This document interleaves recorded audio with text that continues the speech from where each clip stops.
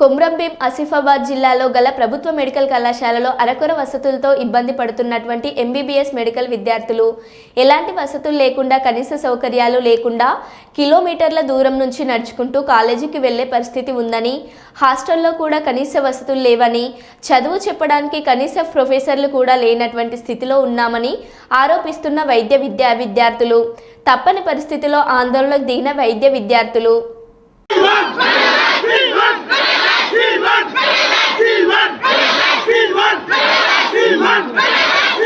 Students government college medical స్టూడెంట్స్కి మాకు అసలు ఏ ఫెసిలిటీ లేదు. హాస్టల్స్ పరంగా వస్తే అయితే ఒక్కొక్క రూమ్కి 20 మెంబర్స్ 30 మెంబర్స్ అట్లా లూకేస్తున్నారు లోపలికి. వాష్రూమ్స్ లేవు, పై నుంచి రూఫ్ నుంచి వాటర్ లీక్ అవుతూ ఉంటాయి. అసలు ఎట్లా పడుకునేది, ఎట్లా చదువుకునేది? హాస్టల్స్ అనేది ప్రాపర్గా లేవు, ఒక స్టడీ రూమ్ లేదు, ఏం లేదు. ఇట్లాంటి ఫెసిలిటీస్ ఏం లేనప్పుడు మేము ఎలా చదవగలుగుతాం, ఎలా ఫ్యూచర్ డాక్టర్స్ అవ్వగలుగుతాం, ఎలా పేషెంట్స్ని ట్రీట్ చేయగలుగుతాం? అసలు అంతకెందుకు, అసలు మాకేమన్నా అయితే మాకు ఇక్కడ ట్రీట్మెంట్ చేసే డాక్టర్సే లేరు. ఏదైనా కానీ మేము మంచిర్యాలకు వెళ్ళాల్సి వస్తుంది. నిన్న ఒక అమ్మాయికి ఫిట్స్ వస్తే ఆమెకి అసలు ట్రీట్మెంట్ ఇవ్వడానికి డాక్టర్ అవైలబిలిటీ అక్కడ లేరు. ఫోన్ చేసి మేము పిలిపించుకొని ఆమెని పిలిపించుకున్న తర్వాత కూడా ఇక్కడ ప్రాపర్ మెడికేషన్ లేదు.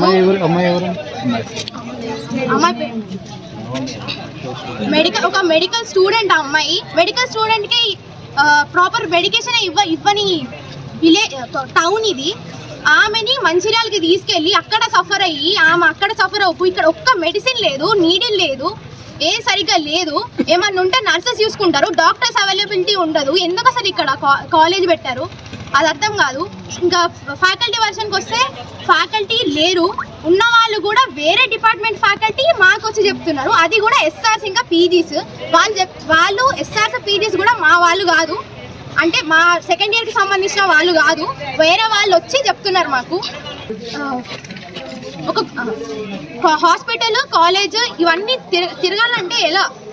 ఒక ఆటోస్ లేవు, ఎడ్ల బండ్ల మీద వస్తున్నారు, ఒక్కొక్కరు ట్రాక్టర్ల మీద వెళ్తున్నారు, ఒక్కొక్కసారి లారీలలో వెళ్ళిన రోజులు కూడా ఉన్నాయి. ఏ మెడికల్ స్టూడెంట్ కన్నా ఇట్లాంటి పరిస్థితి వస్తుందా? ఏ మెడికల్ కాలేజ్లో ఇట్లాంటి సిచ్యువేషన్ ఉందా? వేరే మెడికల్ కాలేజ్ వస్తున్నప్పుడు వాళ్ళు ట్రై చేస్తున్నప్పుడు మా వాళ్ళు ఎందుకు చేయట్లేదు? Students of GMC KB Asifabad మాకు ఇక్కడ ఉన్న బేసిక్ ఫెసిలిటీస్ తోటి కూడా చాలా ఇబ్బంది పడుతున్నాము. మాకు ఫ్యాకల్టీ లేరు, ఒక బేసిక్ రిక్వైర్మెంట్స్ లేవు. జూనియర్స్ ఇప్పుడు ఫస్ట్ ఇయర్ వాళ్ళకి కడవర్స్ లేవు, సెకండ్ ఇయర్ చదువుతున్న వాళ్ళకి అసలు ప్రొఫెసర్స్ లేరు, అసిస్టెంట్ ప్రొఫెసర్ లేరు, అసోసియేట్ ప్రొఫెసర్ లేరు, హెచ్ఓడీస్ లేరు. ఉన్న వాళ్ళు కూడా ఎస్ఆర్స్ తోటి వాళ్ళు ఏం చేస్తున్నారంటే ఫోన్లే వాళ్ళతోటే అడ్జస్ట్ చేద్దామని చేస్తున్నారు. మిగతా ఉన్న వాళ్ళు కూడా పీజీ వాళ్ళు కూడా వాళ్ళు ఏం చెప్తారండి మాకు అర్థం కాదు. మాకు కావాల్సింది ఒక ఎన్ఎంసీ ఇచ్చిన గైడ్లైన్స్ ప్రకారం ఒక కాలేజ్కి ఒక ప్రొఫెసర్ ఉండాలి, ఒక హెచ్ఓడి ఉండాలి, అసిస్టెంట్ ప్రొఫెసర్ ఉండాలి, అసోసియేటివ్ ప్రొఫెసర్ ఉండాలి. వాళ్ళందరూ లేనిది అసలు కాలేజ్ ఎందుకు ఇచ్చారు సార్ మాకు అర్థం కాదు. అసలు వాళ్ళు లేనిది మాకు అసలు పాస్ పర్సెంటేజ్ ఎట్లా వస్తుంది? ఒక మంచి డాక్టర్ ఎట్లా తయారవుతారండి? ఒక మంచి ప్రొఫెసర్స్ లేరు, పీజీ సార్స్ వాళ్ళు ఉన్నారు, వాళ్ళు ఎంతవరకు ఇవ్వగలుగుతారో అంతవరకు ఇవ్వగలుగుతారు. మాకు కావాల్సింది ప్రొఫెసర్స్, అసిస్టెంట్ ప్రొఫెసర్స్, ఇంకా హెచ్ఓడి సార్స్.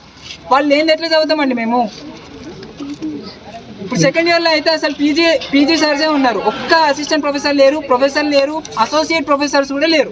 ఓన్లీ పీజీస్ ఉన్నారు, ఎస్ఆర్స్ ఉన్నారు. ఆ ఎస్ఆర్స్ కూడా ఈ జనవరిలో వెళ్ళిపోతారు. ఎవరు మాకు అసలు చదువుకోవడానికి ఎవరు లేనప్పుడు, క్లాసెస్ ఏం జరిగినప్పుడు మేము పోయి ఎందుకు మెడికల్ కాలేజ్కి? సరే సెకండ్ ఇయర్ వాళ్ళకి క్లినికల్ పోస్టింగ్స్ చేస్తున్నారు, అక్కడ గైనకాలజీ డిపార్ట్మెంట్లో డాక్టర్ లేరు, ఎస్పీఎంకి డాక్టర్ లేరు. పోయి ఏం చేస్తాం మేము? మీకు చెప్తున్నా మరి, ఒక నిడిల్ లేదండి హాస్పిటల్లో. మా ఫ్రెండ్కి యాక్సిడెంట్ అయితే ఒక నిడిల్ లేదు. అర్ధరాత్రి బయట పోయి తెచ్చుకోవాల్సి వచ్చింది నిడిల్. రీసెంట్గా నిన్న ఒక ఆమెకు ఫిట్ చేస్తే మంచిర్యాల పోవాల్సి వచ్చిందండి. ఇక్కడ మీరు చెప్పండి సార్, మీరు ఎట్లుంటుంది? ఒక స్టూడెంట్ ఎట్లా తయారవుతారు సార్ మంచి డాక్టర్ లాగా? ఒక మంచి ప్రొఫెసర్స్ లేరు. హాస్టల్కి సంబంధించిన మాత్రం మామూలుగా కాదు. శానిటేషన్ లేదు, గర్ల్స్ వాష్రూమ్స్లో డస్ట్బిన్స్ లేవు. గర్ల్స్ వాష్రూమ్స్లో ఒక కాలేజ్లో శానిటేషన్ లేదు. సెక్యూరిటీ లేరు సార్, సెక్యూరిటీ గురించి అడిగితే లోకల్ పాలిటిక్స్ అంట. సెక్యూరిటీ శానిటేషన్ గురించి అడిగితే ఫస్ట్ ఇయర్ వాళ్ళు బస్ స్టాండ్ వేస్ట్ స్నానాలు చేస్తున్నారు. ఇది sir first year students patients వాష్రూమ్కి వెళ్తున్నారు కానీ క్లీన్ లేదు సార్, అసలు క్లీనే లేదు.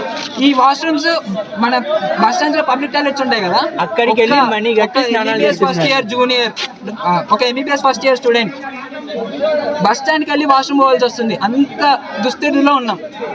బస్ స్టాండ్కి పోయి వాష్రూమ్ వెళ్తున్నారు ఒక ఎంబీబీఎస్ ఫస్ట్ ఇయర్ స్టూడెంట్.